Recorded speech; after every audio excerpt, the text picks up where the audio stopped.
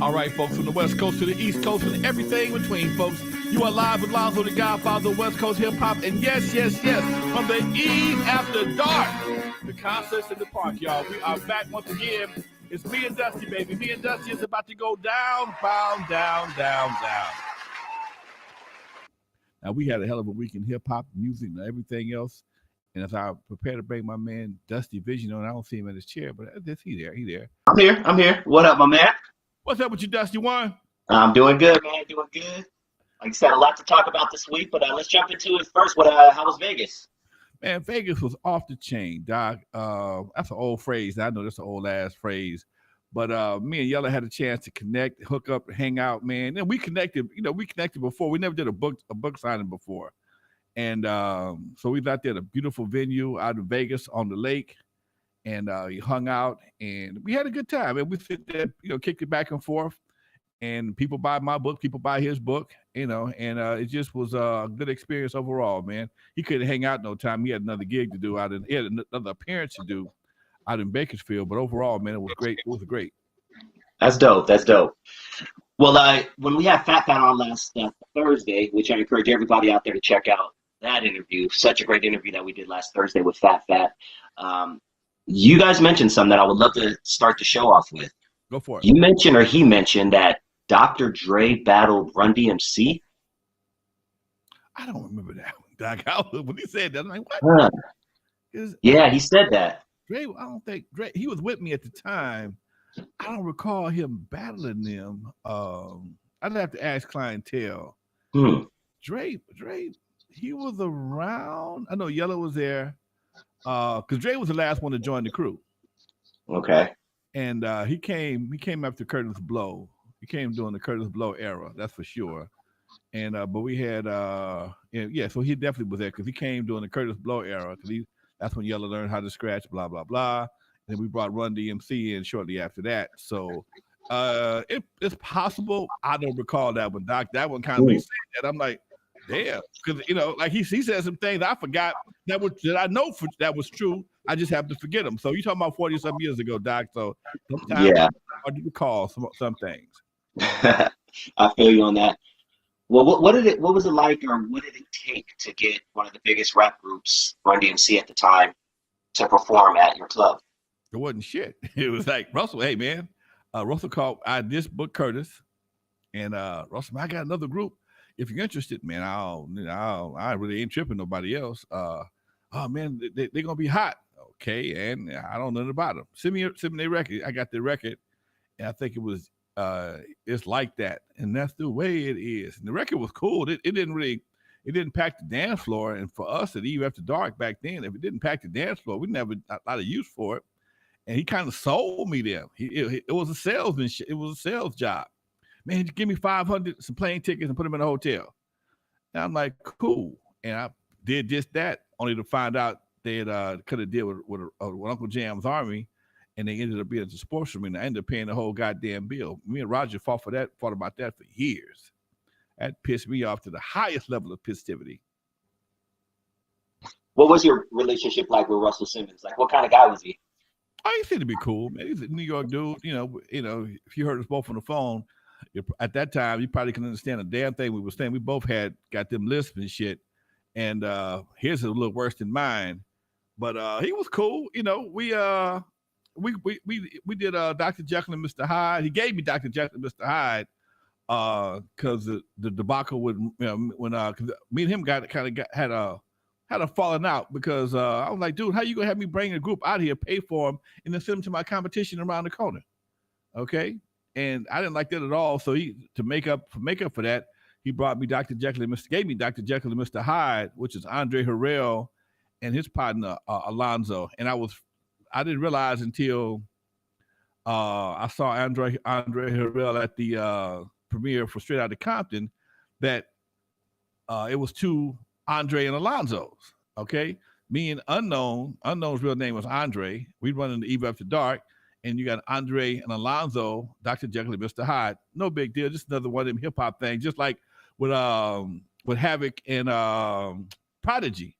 It's two of them, okay? Two different groups, East Coast, and nobody had met anybody. Nobody ever heard of anybody else, but it just happened to be two guys named Havoc and Prodigy in a group, from two different sides of the tracks. One of those strange hip hop coincidences. Dr. Dre. Dr. Dre. Yeah, another one, right? Yeah. So speaking of Dr. Dre, he and I are working on a little project together. I think I'm gonna convert my Thursday show to a show with Dr. Dre. We've been talking about it for the last longest. We're gonna call it the Legendary Connects. We'll do some of the same thing I was doing at first. He's gonna co-host with me, bringing some of the East Coast folks. So we're gonna expand the show. We're gonna focus. You and I are gonna focus more on the West Coast folks. I got a lot of people on the West Coast I haven't got to yet, but to try and book 2 shows a week can be kind of taxing. So he's gonna help me. He has an assistant gonna help me book the show and help us do it. Blah blah blah. He'll co-host with me. So it's gonna be interesting, man. I'm trying to get my podcast game up to another level, but I need some help on this in the office. I mean, you do a fantastic job of what you do. But sometimes, I need some extra hands. And so he got some extra hands, so we're going to make it happen. That's going to be dope. How's his health doing? Huh? How is Dre's health doing? He's still blind. Yeah, so he is blind. Damn. Oof. And I think he lost a foot. And it was funny, man. He don't let that stop him. He, hey, man, when we do the show, you make damn sure you don't give me no breaks because I'm blind. I'm like, hey, talk about it. Just let it be known. All right, you fucking with the wrong person. I don't want to hurt your feelings now. So anyway, it's I'm looking forward to doing the show, man. He and I have a good relationship. So we clown as it is. We both got that crazy ass old school sense of humor. So I'm looking forward to it. It should be a pretty hot show. Cool, man. Did you know anybody else from your MTV Raps like Ed Lover, Fab Five Freddy? I met Fab Five Freddy a couple years ago. We had bumped into each other back in the day, but back then you didn't have cameras and stuff in your pocket. So it was, hey, what's up? That's Fab Five Freddy. That's Lonzo. But we got pictures together. We were at an event a couple years ago out in Beverly Hills, and I did get a chance to meet him. I don't know Ed Lover. Again, I may have met him, just don't recall it. Okay. I was moving fast back in the day, man. I was moving real fast back in the day. And I didn't take a lot of cats.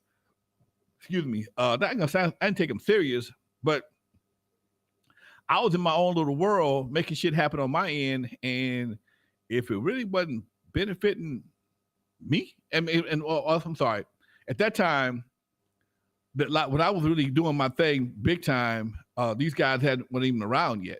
Then I stepped off and I was into the club thing, so I really wasn't tripping on a lot of TV stuff at the time. Yeah, that makes sense. Well, let's jump into a few things. We got some questions already in the audience. I'm copying and pasting all those, and we'll get to those. But a couple things I wanted to chat with you about, Lonzo. The feds grabbed 11 members of a Brooklyn gang for $4 million COVID fund scams.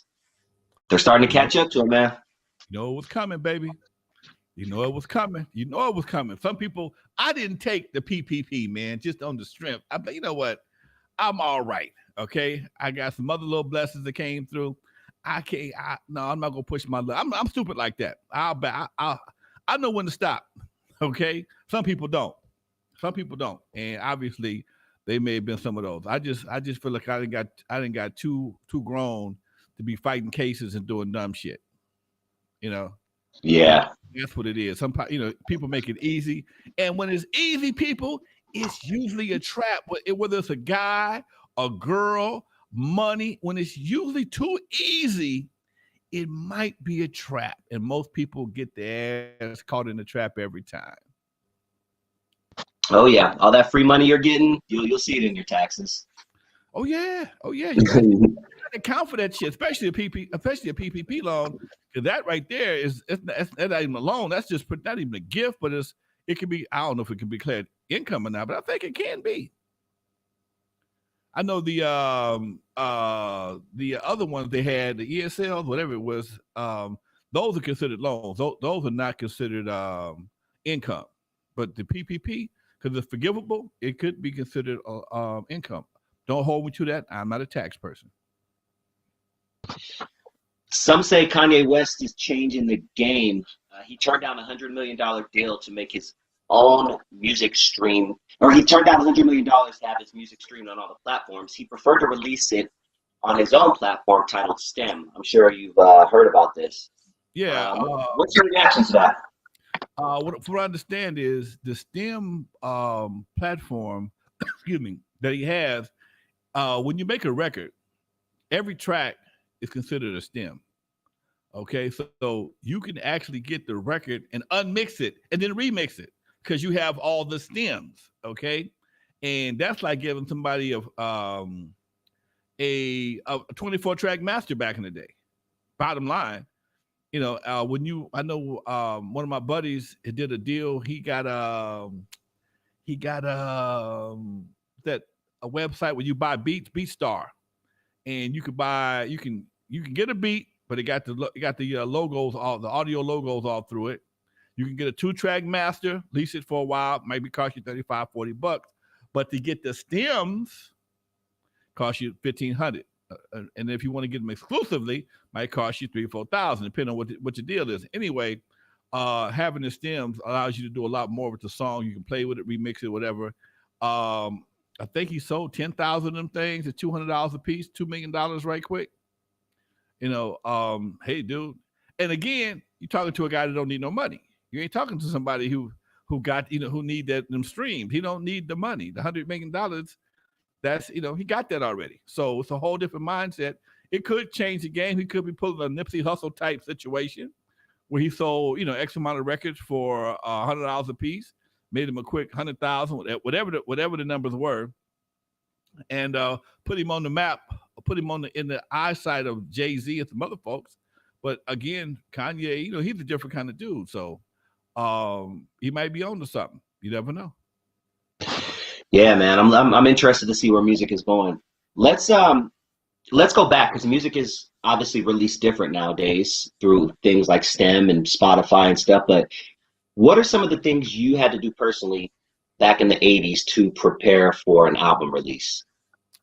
An album release, man, you had to get all the artwork done. I mean, back then for us, it wasn't just a matter of recording it. You had to do the photo shoot, the layout. You had to hire a graphic designer to lay out your album covers, do all the drafts, see all that stuff, do the labels, try and coordinate, figure out what the single's gonna be, coordinate some radio promotion. Most of the time, we didn't have a money for a full budget, so we had to do a regional situation. We'd have to promote the record regionally, and we find the best region for the least amount of money, which was at that time was down south. There was no competition, and anything we shot down there got played on the radio for a small amount of money, and we brought it back. We always had K-Day, so that wasn't a big deal, but we didn't get Kiss FM till we got Turn Off the Lights. We didn't get KSOL. We got some KSOL for Surgery and Juice, but Lovers really got his KSOL, and same thing with Turn Off the Lights. So it was, and then we had to sequence the album. And in sequencing the album, thank you, Willie Mo. Sequencing the album was very important, man, because back then you had to set the mood from the first track, and you had to make sure everything was in order. And it was a lot of strategy just to put the songs in some kind of order so they made sense to the listener. Because the dream situation would be somebody put it on the beginning and play it all the way through. Flip it over, do the same thing again. So you don't want people to have to flip back and forth, depending on who you were. Some people wanted you to flip back and forth to make sure you heard both sides. Some people put everything on all the good songs on one side, trash on the other. Some people would put it all depends on your strategy for the album. Gotcha. Now, for Turn Off the Lights to be on Kiss FM, that was a big deal back then, right? I mean, that pretty much meant it was a pop hit. Yeah, it went pop. We had singles. We had 12 7-inch singles made for it. We had a pop version done for it, which you cut a lot of the song out. It was a whole different situation, man, to go pop, and it made the record get more airplay. It became more of a crossover hit at that point. It didn't stay on there too long because our money ran out, but still, we did got some crossover airplay. That wasn't the only market. That's the only one I know of for sure. I remember hearing it on Kiss FM. Okay. Do you have any idea why records were released on Tuesdays back in the day? Yeah, I know exactly why. Oh, okay. Because it had to ship them on Monday to get to the stores on Tuesday. They would ship them. They would ship them on maybe Sunday, depending on how hot it was. It needed a day to travel and set up all the displays. So on Monday night, all the displays went up. Okay, Monday night, depending on who it is. If it was somebody real hot, they may start putting the display up at noon on Monday. But you better not sell not one record before midnight. Better not. Okay. If a record went out before midnight, you might not get no more records. Dude, it was back then, it was serious. Okay. Even the chain store, that's why a lot of chain stores, depending on who the artist was, would open at 12:01. That's technically Tuesday morning. That's Tuesday. So they would get a jump on all the other mom and pop stores because, depending on who it was, if it was Michael or one of the bigger rock and roll groups, they would open, or they stay open past midnight so they can justify selling records on Tuesday. And then also Tuesday was record day. Okay.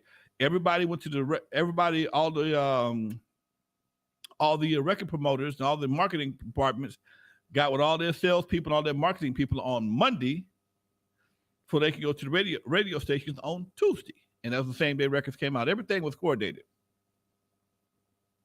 Okay, and shout out to the Asian homie at the Compton Swap Meet. He used to let me come about 6 p.m. on Mondays to pick up the album that was going to be released the next day. Yeah, that was a big thing, dude. That was a big privilege. You knew somebody that could slide you a promo or something before it came out. You was your shit. Mm-hmm. Man, fun times, dude. You know what, Lonzo? Let's go back a little bit more into the process of artwork, because I know ink and paper and things like that were pretty damn expensive. It wasn't as easy as putting it on your computer, deleting it if you didn't like it. Talk to me about the process of the artwork that goes onto your album. To do a album, man, you had to have a real graphic designer. Somebody had to lay it out, and sometimes little mistakes would be left on there, dude, because it took so much to fix them. Sometimes somebody would leave out a comma or put an A or drop a misspelling somebody's name who wasn't that significant. And fuck them, I might go spend another 2 weeks, another week or two trying to get this shit done. Don't worry about it. He don't know how to spell his name, no way. It was a different time, dude. And that's what the graphic designers came in, but you had to be a real artist, because back then you're not using a computer, you cutting out pictures and you resizing stuff, and you have to, excuse me, I ate before I came on the show. You had to resize stuff by hand and know what you were doing from a graphic designer standpoint to really make things happen. You had to get the pictures, and then you and it all depends on your style of graphic designing also. If you did a Parliament Funkadelic cover or something like that, it might take you 6 months to do that cover, dude. And don't mention the liner notes for a Parliament Funkadelic album. Liner notes, man, that was a cartoon. It was literally a cartoon. Okay. Shout out to Rob Durham real quick, dropping $9.99. Thank you, Rob. Much love to you. Yes, it was literally a cartoon that you could read, man, for weeks out there, because all kind of little shit was always being tucked away. And then to read the album, the liner notes of an album, man, that's when you were a real fan, because you knew who did everything. Okay, you knew everything about the product, because there was a little thing called liner notes, and it was actually like a little book that was a manual and a book of everything about this album, where it was recorded at, who was the engineer, who played guitar, bass, whatever the case may be. And those things is where your fans really came in at, because your fans had a chance to really get to know the artist and the procedure of making music. Nice. Do you know, because back in the day, it was real easy for rappers to take a James Brown sample. And I mean, James Brown is probably one of the most used guys in hip hop, and he probably didn't get paid for it. But do you know when the music industry started or was able to crack down on stuff like that? As soon as they realized they was making some money, the whole time out, motherfucker, hold on, y'all making money. Ain't nobody called nobody to ask them shit. That was, at first they tried to do it with a 1-bar sample or two bar loop, something like that. Then these guys got so creative with these loops and was able to break that shit down. And Battle Cat is probably one of them cats.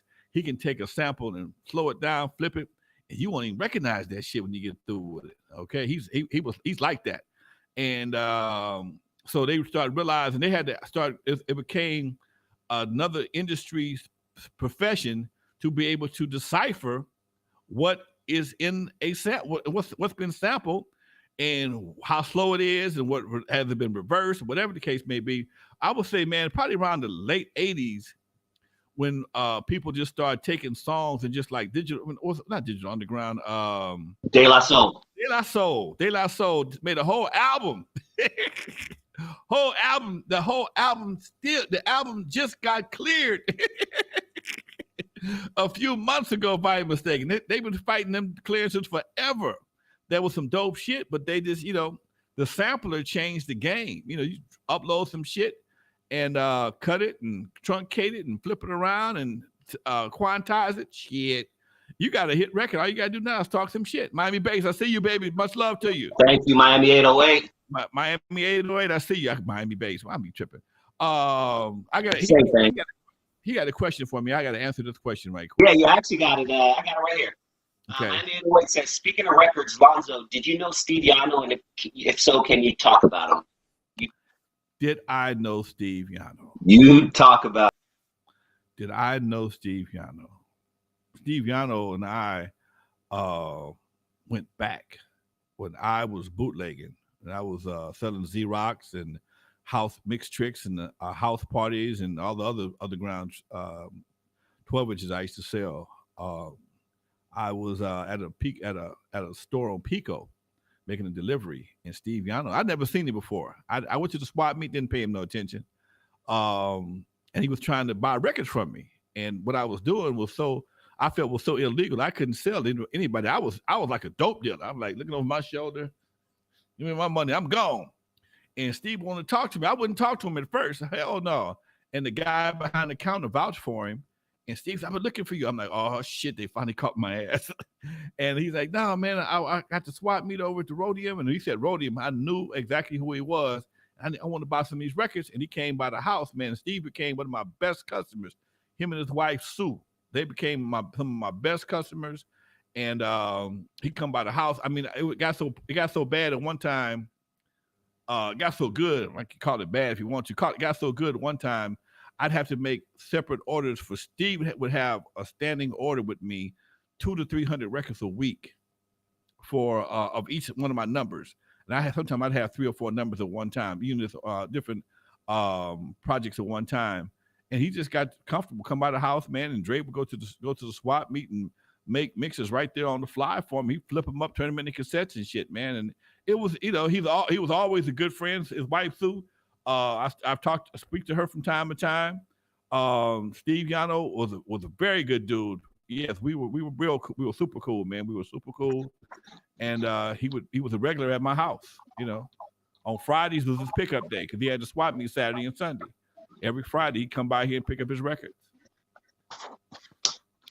And those Dr. Dre mixtapes are classic. Check out Tony A show on Rhodium Radio. Anybody who's not familiar out there, yep. He goes way back with Steviano, and he was they were. Tell us about mixtapes back in the day. Mixtapes had a strange orientation into the hip hop industry, man. Because originally mixtapes were instrumentals that guys rapped on top of somebody else's beats, just to kind of compare themselves to the artist, to give themselves a little shine. So, and that was the primary purpose of mixtapes, was to give an artist, because everybody made instrumentals. Everybody that had pretty much had a single had an instrumental track. So people would take the instrumental, go to the studio, and do their own version of so-and-so's track. And because, it wasn't your music, you couldn't sell it. So you just give it away. And some cats were pretty dope. And that was the original motivation behind mixtapes. And then guys started doing original beats. Well, now, technically, it's not a mixtape. It's an album, fool. And you still giving it away. Okay? It's an album. And my boy, Jazzy D, he talks about this extensively, how Why is hip hop the only musical genre that will go to the studio, spend money to give the music away, okay, and not make it? I mean, you spend good money, pay producers, the whole 9 yards for your mixtape, and then give it away. Either you don't have much confidence in it. I mean, everybody got to give away some promo product. That's the given. But when you spend money, you only give away so many pieces of product. After that, you got to start selling that shit, okay? Or you just doing it for a hobby, okay? And that's usually how folks get it. And then after, like everything else in hip hop, it just got convoluted, man. The whole terminology, people started doing this shit and started Drake making mixtape. What Drake making a mixtape for? Lil Wayne got a mixtape. What Lil Wayne got a mixtape for? Just cats do shit, man. Just kind of got screwed up. You want to know? I heard it from a different point of view because I was like, why do they give away so much free music? And then Lil Wayne explained it in an interview, and he said the point of like, say you sign a 7-8 album deal, you have to stretch that out like 8 years or something like that. You can't release like 8 albums in like 2 years and be off your contract quick. Right. So what they're doing is releasing, mixtapes to kind of, I guess, keep their name, fresh and stuff like that. But yeah, they can call it, and they have to call it a mixtape, not an album, because if it was an album, then that would count as an album, one less album on their contract. Does that make sense? Right. That makes sense. It makes a lot of sense because if you go by the record contract, you'll starve to death because they can get pissed at you, hold your stuff up. You get mad at them. You don't want to record. And meanwhile, your shit is going down the tube. So it might not be a bad idea to keep something out there to keep your name in the eye of the public. But again, you're still giving away free music. And it trips me out, Lonzo, that in 2022, artists are still complaining about their record labels, their record contracts. And it's crazy because remember that interview with Blueface a couple years ago? I mean, they flat out asked him on the Breakfast Club if he knows anything about his contract, and he was damn near proud to say, "Nope, I don't know shit about my contract." You would think in 2022, with all this technology, someone would do some, Man, you know what? I've been thoroughly convinced the lure of drugs and pussy will make motherfuckers sign their name to any goddamn thing. And that's basically what happens, dude. You got young guys who see other guys allegedly living a certain lifestyle, and they got to actually live in that lifestyle. All you got to do is sign this contract. Don't read them. Don't worry about reading it. Just sign it. I'm going to make sure you got plenty of girls, plenty of weed, plenty of drink, and get you a new rock, get you a new whip and a watch, and maybe a gold chain. All right, cool. And then when you see a contract, the big number is in the front always. The big number, the value of the contract is always in the front, and that's what you see. That's what you go shopping in your mind with. You see that $1 million or $5 million, $3 million, whatever the case may be. You broke. You never had no money before, so you see that big ass number, and your mind goes shopping. Okay, your mind think about all the shit you can do, where you could go. Now, the next 38 pages is going to define how you can get that money, but in most cases, it's going to take it away from you, okay? And that's the part they don't never get till it's too late, okay? They're going to get a check. They're going to get an advance, okay? The advance check is to take control of the collecting your money and give you a percentage of something you already own 100% of, but most cats don't see it like that. If you're already hot and you got an album out already, or you got something already said, that's what Master P was such a genius of. Why do I need you to give me 10% of something I already got 100% of? Okay, this is mine. I'm already making money. Yet no, I'm not getting the sales numbers, but because I'm getting a bigger chunk of the overall pie, I don't need the same sales numbers to make the same amount of money. And if I'm going to make more sales, I need to make more money. So we're going to do it like this. And most cats didn't think like that. And he did and changed the game. D-Cause says, Lonzo, talk to us about DJ Aladdin. He's actually in one of my artist's latest videos. Let us know about your guys' history. DJ Aladdin was probably one of the baddest cats out of LA after he won the DJ contest in New York. everybody was on his ass. Everybody. In fact, he was the name I couldn't think of a couple of weeks ago. We were talking about bad DJs out of Compton, and he was that dude.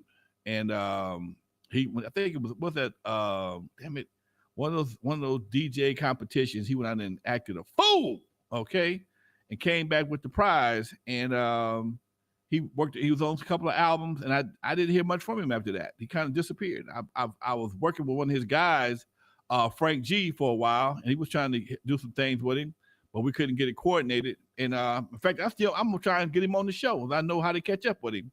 But yeah, he was the man for a while. Him, Joe Cooley. LA had some badass DJs. DJ Rectangle, a white boy out of Oceanside, killer. And LA took the DJ thing. When it came to DJing, LA got some of the coldest DJs around. I ain't gonna say all of them is. I ain't disrespecting nobody, but when it comes to the 80s and 90s, guys that were turntablists and turned it into a real instrument, some of the best ones came out of California or from the West Coast. That is a fact. OG Shaq says, how do you feel about DJs back then to now? I feel DJs back then had to have more talent and skill, or more talent. DJs nowadays have a lot of skills. It's a difference. And there is some talent included also, but computers have changed the whole concept of DJing. You got quick, what you call them, quick cue buttons and whatever the case may be, high cue buttons.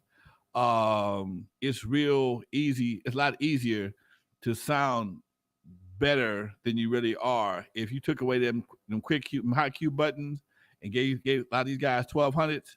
They wouldn't know what to do with it. It'd be like giving a monkey a keys to your car, ain't gonna know what the fuck to do with it. Okay? And you got guys like Egypt, Dre, Yella, Joe Cooley, Aladdin, these guys, Rectangle, these guys, Bobcat, Battlecat, these guys are true turntables. Now, Battlecat's one of the few guys that can go both ways. Okay? He learned on turntables, but he also applies some of them same skills to a computer and a controller, which is a lot different, but he can do both of them. And I think that's where, if they ever have a competition, they need to have a competition for turntablists and a guy that plays on the console, because the console gives you a lot more options to play with, sound effects, special effects, blah, blah, blah. Where with turntables, you really got to put that shit down. You got to be on top of it. I've seen DJ Rectangle was mixing while the guy was actually moving the turntable with him. The turntable was being lifted up by another person. He was still mixing, and he was, whatever he was doing, he stayed on beat. I mean, that right there was some phenomenal shit. Okay, I don't see that like I used to. It's like strippers, good old strippers. Back in the day, a stripper, boy, come on, man. If it was your birthday, she'd blow out all the candles with that thing. Okay, I ain't lying. She didn't worry about twerking. She'd get right in front of you. How old are you? I'm 22. She'd get some candles or some matches, and the cat, poof, blow them all out. Now you got money coming, baby. You got money coming for me, okay? I ain't seen nobody blow out no candles since 1992. Different era. That's funny. Different level of talent. You know what? Speaking of different time, take yourself back to the early 80s. Explain the process of going to a DJ gig for the night. Even going to what records you're picking out, how many times you're setting up, you're breaking down, all that stuff. You talking about when I was doing my thing, and I started doing my thing in 1977. Most of y'all wasn't born, and most of y'all parents was just born. Okay, 1977, I started doing this shit. All right. If you ever see the movie, what's the movie with Martin, House Party? Imagine Lonzo is the DJ. I'm Martin with a little old hatchback, stuffing all my records and turntables into a little hatchback. And unlike Martin, I couldn't put nobody else in my damn car with me. You couldn't go with me nowhere. You had to meet me. All right. Because I got turntables, I got speaker. I got my boy Wayne speaker in the front seat.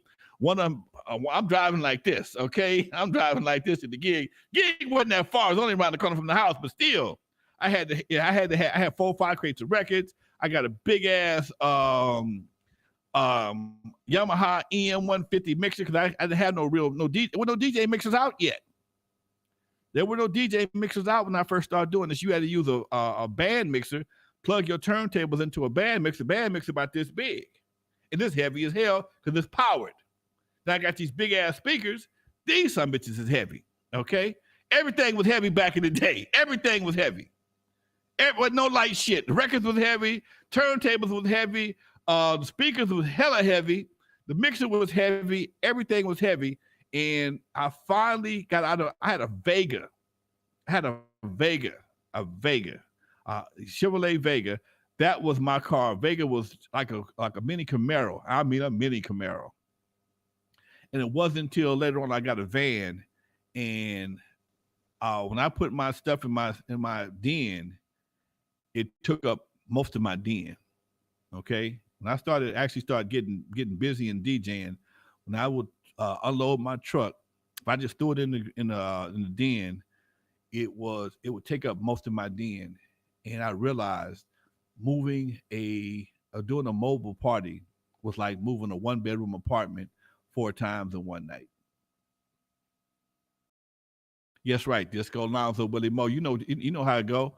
To do a mobile back then, you had to have at least 8 to 10 crates of records because you're playing 12 inches most of the time. You got 8 to 10 crates and you're playing doubles. Okay. You got BGW. you got BGW amps, which weigh about 60 pounds a piece.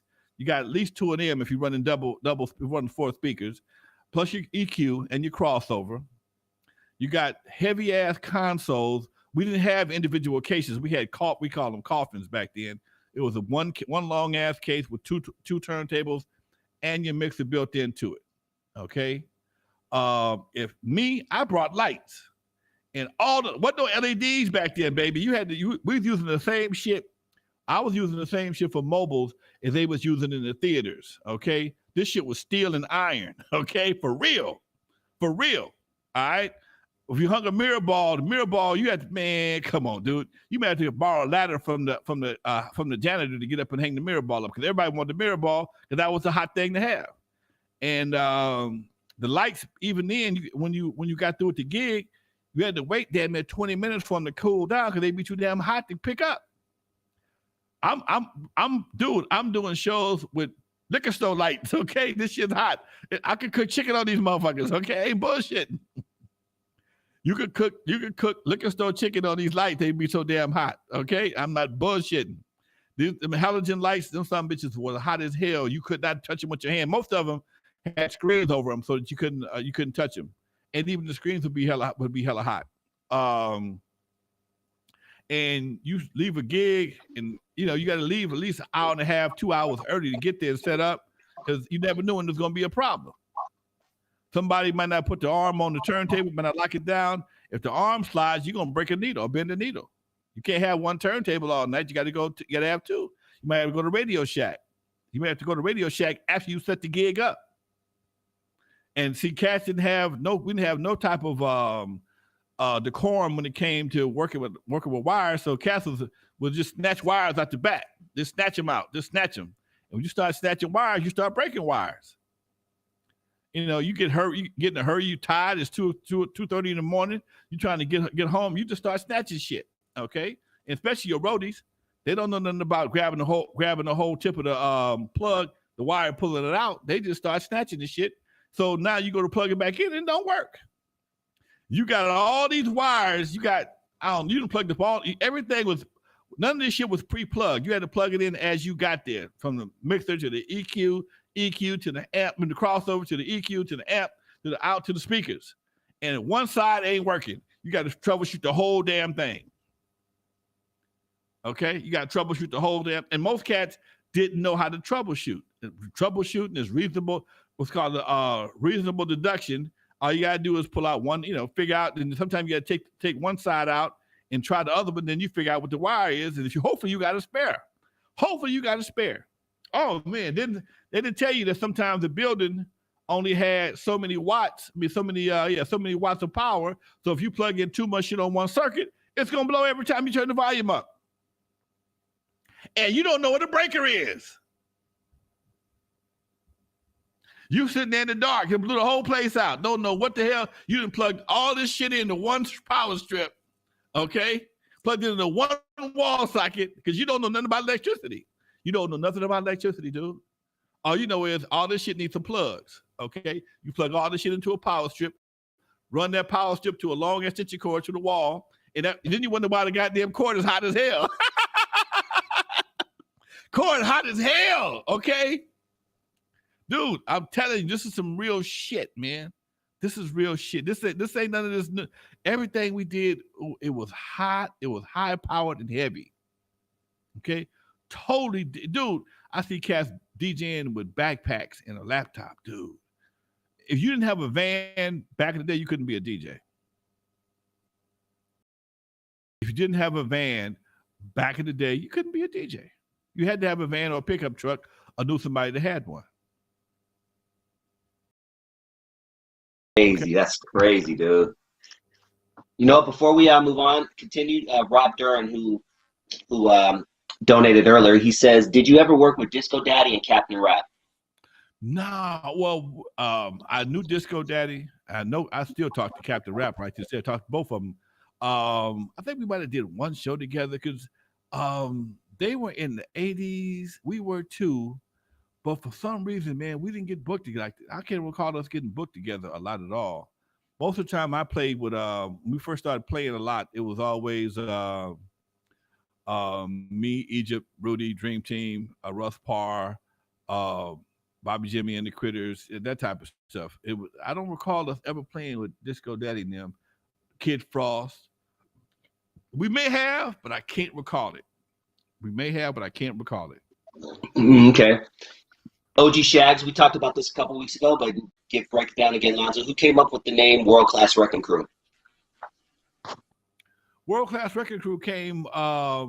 We were my original company was Disco Construction. I'm in Alpine Village. I got two roadies hanging with me, Charles and Eric, and their job was to tear down my equipment because I'd be tired as hell. Back then, DJs stood up all night long. Wasn't no sit down DJs. Okay, you've been standing for 5 hours. You finally get a chance to sit down. You sit on the edge of the stage, and I had two guys to help me tear my shit down. And my boy says, "Hey man, if you Disco Construction, who are they? The Wrecking Crew?" And the shit stuck. I like that, Wrecking Crew. And then in 1984, when we made our first record, we came out as the Wrecking Crew. And if you notice, Surgery is Wrecking Crew, Juice is World Class Wrecking Crew. And we got a cease and desist letter from a lawyer out of Detroit because he says that there was a group called Wrecking Crew. And it is. It's a group out of Detroit called the Wrecking Crew. They were a house band to a label. Very popular cats. About 4 or 5 dudes, did a lot of music, and they were called the Wrecking Crew. So it's the Olympics in L.A. in 1984, never forget.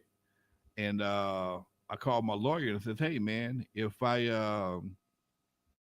got records out under the Wrecking Crew, and I kept hearing this phrase, world-class swimmer, world-class sprinter, world-class this, world-class that." I said, if I add the phrase world-class and messed up the spelling, think we can do something. He said, "Sure, no problem." That's how you got Wrecking with no G, CRU. And we just threw world-class on the front of it. World-class Wrecking Crew. Bam, there it is. King D. Young says, "Hey, Lonzo and Dusty, isn't it strange that Tamika Wright doesn't bless Eazy-E's other children?" What do you think? Man, you know what? If I said what I thought, I'd probably get kicked off of YouTube. But yeah, it is strange. I'm gonna leave it like that. It's very strange. I don't understand because I know one thing about Eazy loved his kids. Anybody that knows Eazy, when Eazy was making money, Eazy would stop what he was doing. Violet Brown will tell you. Violet Brown did my show. She said when Eazy, I think one of his daughters had a birthday, he had all the N.W.A. and everybody else at the little girl's birthday party, Chuck E. Cheese. Got the whole Chuck E. Cheese. He was that kind of dude. So for his kids not to be blessed is, I don't get it. And again, I'm not gonna get into it in public. Sorry. TT says, what do you think of the vinyl comeback? I think it's cool, man. All I know is for sure that it's back. It's caused a major backlog in manufacturing. I was going to re-release a couple of my world-class record crew projects in a picture disc. That's when you put the cover inside of the thing. You press them together, and it's a picture. Instead of having the juice cover, the actual record would be juice with the cover inside of it. Same thing with world class album. Make a limited edition collector's edition, and shit, they told me I could get a record to 2024. That's crazy. Order them right now. You got to order them, pay for them, and you won't get a test press until 2024 because all the big plants in California are closed. Everybody now, you got to go to Tennessee to get records. Tennessee or Texas. I know Tennessee for sure, but Texas, I think there's a plant in Texas. Plus, when you start shipping records cross country, shit, you just lost a whole lot of money because shipping gonna tear your ass up. Records are heavy for real. Shipping will tear your ass up. That was the beautiful thing about CDs. When CDs came out, the shipping costs would drop tremendously. I mean, you can ship a CD for like damn near 50 cents, whereas a record might cost you $1.75 because you can't ship two of them. You got to ship two of them. If you ship a box might cost you shit. I don't know, $12, $13 to ship a box of records. Back then, I don't know what it costs now. Damn. King D says, hey, Dusty, you up on the rap group Folsom? No, never heard of Folsom before, I don't think, off the top of my head. But I have a question for you, Lonzo. Go for it. My answer for this is Michael Jackson's Thriller. What album cover came out and you were like, this is a badass album cover? This is like, that just set the standard, like changed the game for album covers. Man, when I saw, I'm going back for a minute now. When I saw the George Clinton, I think it was album cover with the big bird, and homeboy had his certain nose, was in front of the big bird, the big white bird. That was some dope shit to me, dude. There's a picture, there's an album cover of George Clinton. There's this big ass bird. Yeah, I'm looking at it now. That shit is cool. Okay. I mean, and then back in the day, the album cover to have was anything by the Ohio Players. They had some of the baddest body chicks of that era on their album covers with honey on them and snakes and fire hoses. Oh man. Yeah, I'm checking it out right now. Oh, dude. Ohio album players, album cover, shit. that was a poor black man's dream. Because they had some fine women on their album covers. Bald-headed. Most of them was bald-headed. Okay. Who wanted a bald-headed woman? I did. They made you like bald-headed chicks. Lady with the honey, yes, sir, Martin. That's right. The one with the honey, come on, man. Come on, dude. And you know what? Now that you say that, I remember that I think it was an Ecstasy album cover or something. There's a guy standing up. He's hugging a girl, and then there's another guy in between her legs, kind of. And I remember that being very controversial. I heard about it later being very controversial. That was a major shit back then. That was major shit. And then when Ice-T put Darlene in the bathing suit with the shotgun behind her back. Now that right there was some hip hop history right there, boy. That was some true hip hop history. Yeah, she was my favorite. To this day, I remember that vividly. That white suit, and oh yeah, man, that was, oh my God. That for that at that time, that was the shit. I don't know if you've seen her recently, but she is still bad as all. Man, I watch her all the time. I see her 5150 with over Corey Holcomb. We're going to follow her on Instagram right quick. I'm just playing. Nice. Going back to DJing, Lonzo, how did you arrange your records that night? Did you have everything in alphabetical order? Do you have it like separated by slow jams and upbeat jams? I had my hot crate, I had my slow crate, I had my oldies, and I had just miscellaneous songs that I would play early in the night just to keep people moving that I wasn't gonna play again. Because you never want to shoot your wad too early. That's one thing about DJing. DJing is almost like having sex. You can't bust too fast. Okay, if you bust too fast, you gotta try and do it too many times in one night. But with and that's I learned that from broadcast school. Take your time. Okay, play some stuff that you can they call them throwaway cuts. It may be an older cut, maybe something a little older, maybe 6 months old, a year old, something like that. People still like it, but it ain't as hot as it used to be. But it's still a good song. And then I never really worried about BPMs too much. That was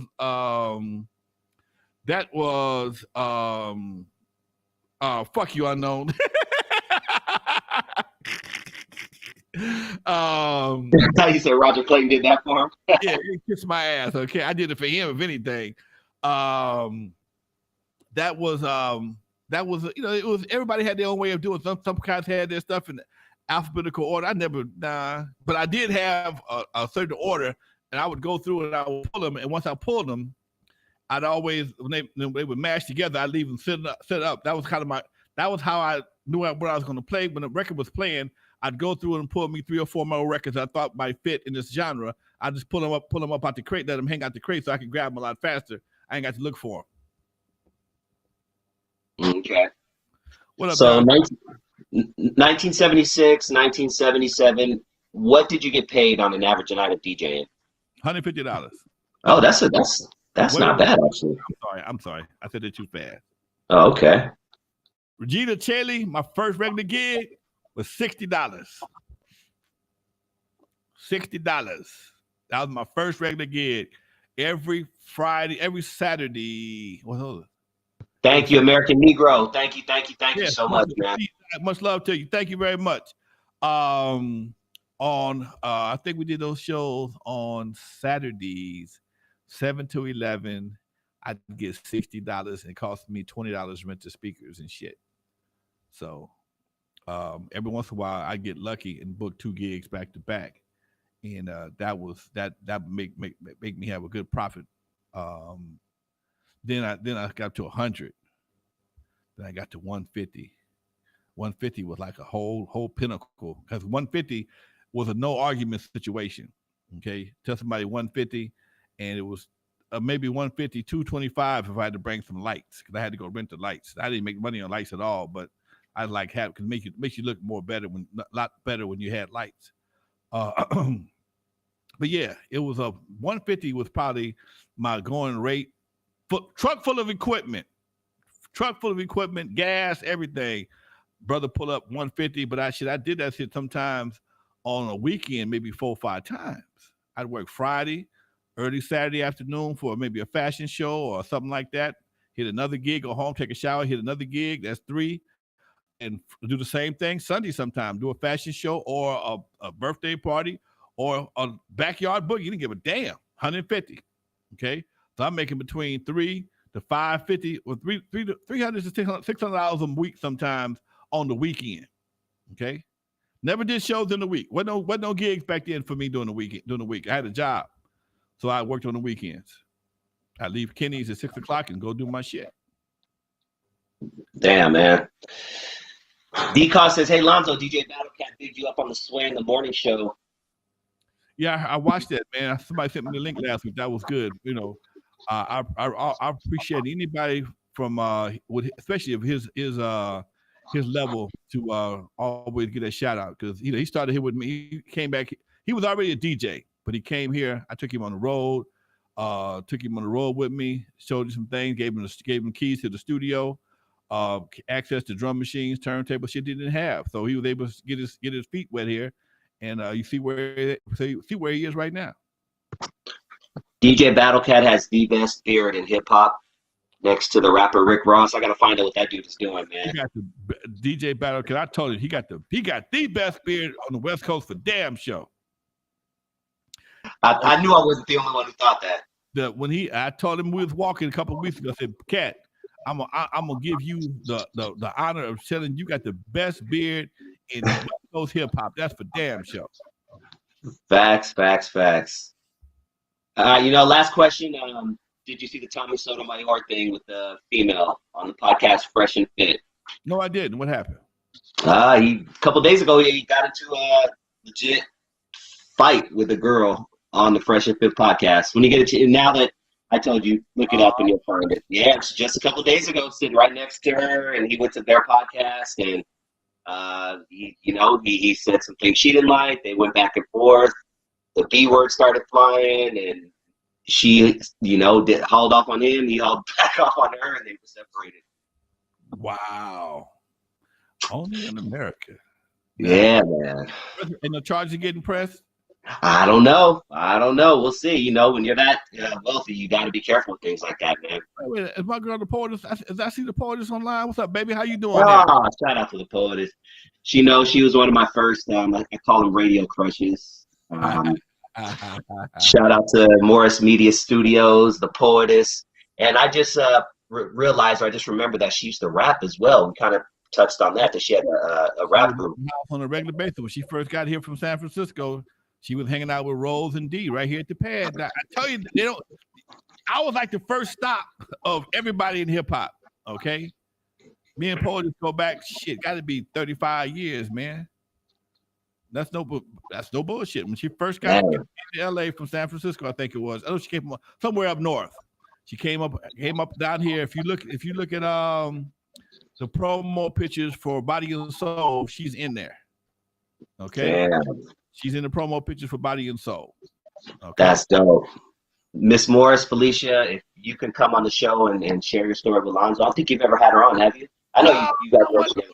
But I would love to hear, as a radio nerd, I would love to hear her story. I just called her the other day because I saw her in Battle Cat on Sway's show. I said, hey, next time I want to talk to Sway. I said, next time you need a triple OG, give Sway my number, okay?